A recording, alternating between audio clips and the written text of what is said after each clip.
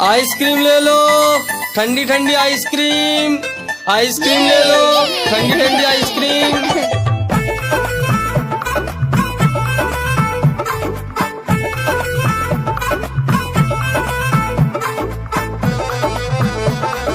दूर दूर से सभी के लिए लाया हूँ मैं आइसक्रीम। दूर दूर से सभी के लिए लाया हूँ मैं आइसक्रीम। आइसक्रीम लाया हूँ मैं, आइसक्रीम लाया हूँ। आइसक्रीम लाया हूँ मैं, आइसक्रीम लाया हूँ। चॉकलेट भी मैं लाया हूँ, मैंगो भी मैं लाया हूँ, वनीला भी लेकर आया हूँ।